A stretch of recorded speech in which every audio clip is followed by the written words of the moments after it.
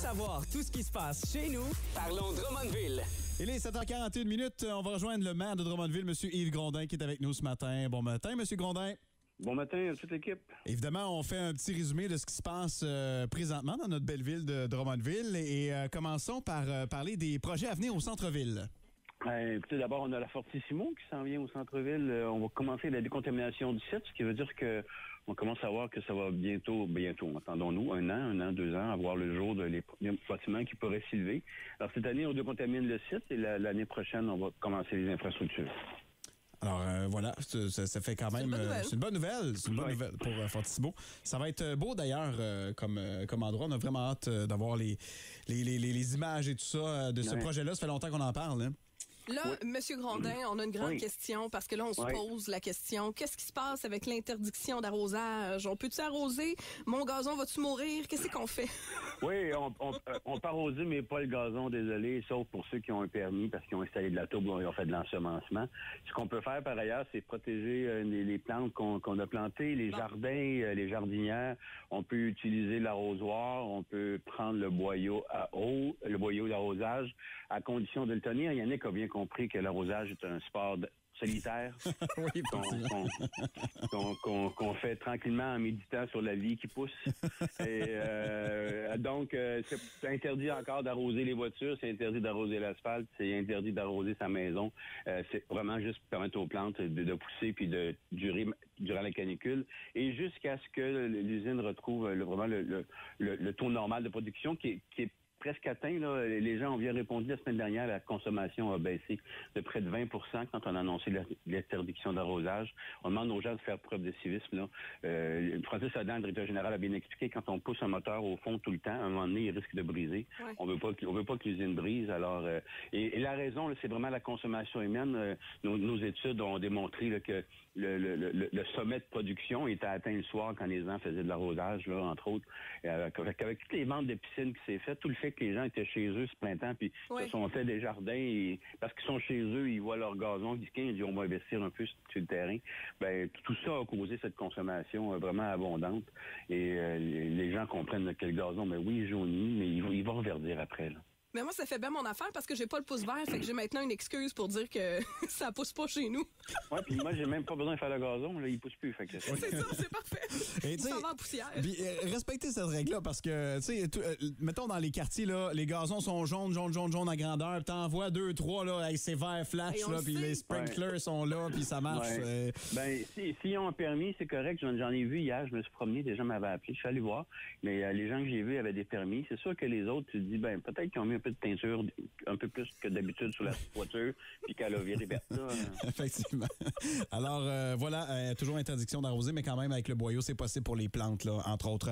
Alors, un gros merci. Ça fait le tour ce matin avec Yves Grondin, maire de Drummondville. C'est toujours un plaisir de vous parler, monsieur le maire. Merci à vous, puis bonne fête nationale pour demain. Oui, bonne Saint-Jean, bonne festivité à tout le monde ici au 105 Trois-Rouges de Drummondville. De parler de notre belle ville, la ville de Drummondville. On se rappelle qu'un lundi sur 2, il y a un conseil de municipal et que le lendemain, on parle au maire Yves Grondin toujours pour faire un petit résumé. Et on l'a au téléphone ce matin. Bon matin, Monsieur Grondin. Bon matin tout le monde. D'abord, bonne fête nationale. Merci beaucoup. On va essayer de fêter ça prudemment. Cette année, on sait qu'il y a des petites interdictions là, ici et là, les feux à ciel ouvert, les feux d'artifice, tout ça, mais on va trouver le moyen de festoyer quand même. Oui, mais il y a des gens sur le rue qui organisent des fêtes. Là. Oui, exactement. Puis là, donc, il y avait la fête, pas la fête nationale, mais peut-être c'était la fête, on ne sait pas, au conseil municipal hier. Oui. Mais il y a moyen de s'amuser là-bas et de ramener de très belles nouvelles. Et c'est ce dont on parle ce matin, Yannick. On commence par un gros dossier. Ben, entre autres, ce qui s'est passé dans les dernières journées, ce qui a marqué beaucoup, c'est la chaleur extrême. Et là, M. Grondin, on se demandait qu'est-ce qui est permis de faire au niveau de l'arrosage. On a assoupli certaines règles depuis hier. Oui. En fait, les gens avaient le droit, on l'avait dit vendredi, d'arroser avec un arrosoir à main, là, portatif, pour arroser les plantes, les potagers, les vivaces, les jardinières. Puis hier, on a dit qu'on pourrait le faire avec un arrosoir, avec un boyau d'arrosage, mais en le tenant à la main. Puis l'exemple tout clair, c'est que dans le fond, on se dit que quelqu'un qui le tient à la main va comprendre que c'est pas le temps là, d'arroser 3 heures de temps debout sur son gazon. C'est pas le temps non plus de laver l'auto, c'est pas le temps non plus de laver l'asphalte, même si on tient l'arrosoir. C'est vraiment juste pour arroser les plantes et les potagers.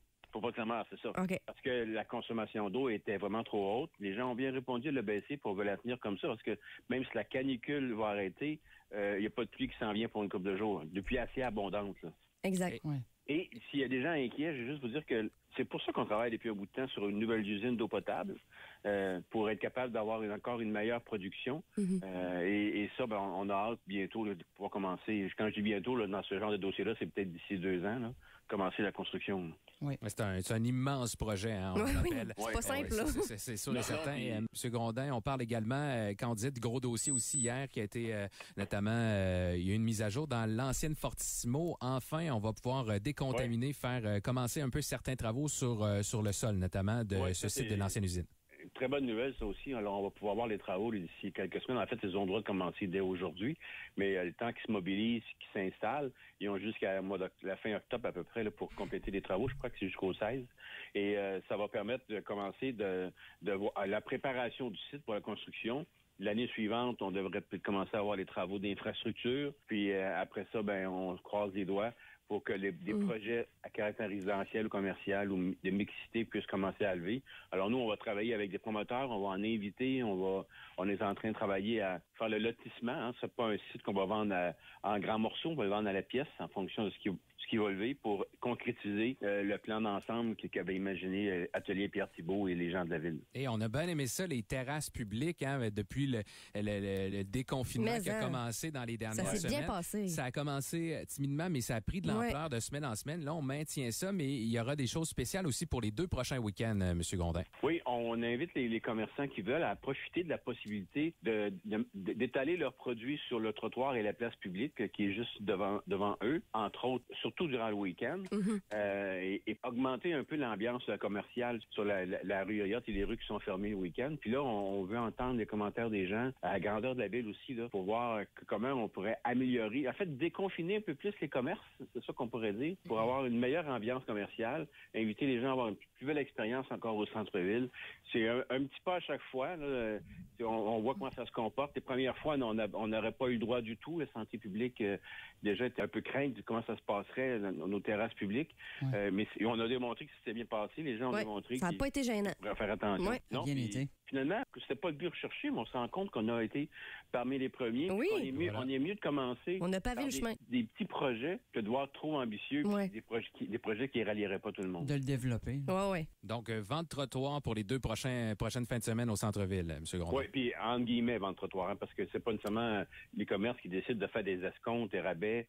On veut juste leur permettre d'être dehors. À l'extérieur, c'est ça. On se comprend. D'après moi, ils vont glisser quelques petits rabais ici et là pour remercier la clientèle. Rouge à 4 parts. C'est ça, on ne sait pas, mais c'est le temps d'aller les encourager. Nos commerces sont tellement précieux, puis ça a été pas facile pour eux dans les derniers mois, fait que c'est vraiment une belle façon de le faire. Oui, alors on a vraiment hâte de pouvoir voir ça. Puis je dis aux gens encore, continuez de venir encourager, comme vous disiez, nos commerces locaux. Oui. C'est des gens qui gagnent leur paye, qui nous offrent des services, qui ont travaillé fort. On veut qu'ils restent. Je regarde nos restaurateurs là, qui ont été... Oh, on vient de perdre M. Grondin. Mais je sais qu'est-ce que ça en allait dire, les restaurateurs qui ont tout mis en œuvre pendant la crise pour patenter un take-out, patenter un service de livraison. Puis, tu sais, mettons Julie Harel de la Meuse, entre autres, qui a essayé 1001 façons de se faire un service au volant. Tu sais, je veux dire, ils ont été imaginatifs. Fait que le moyen de rendre le balancier, c'est d'y aller. Eux, mais c'est pour nous. Pour nous autres aussi, oui, exactement. Pour les garder, c'est ça. Tout à fait. Alors, on va retrouver cette chronique-là, au radioénergie.ca et on reparle à M. Grondin dans 2 semaines.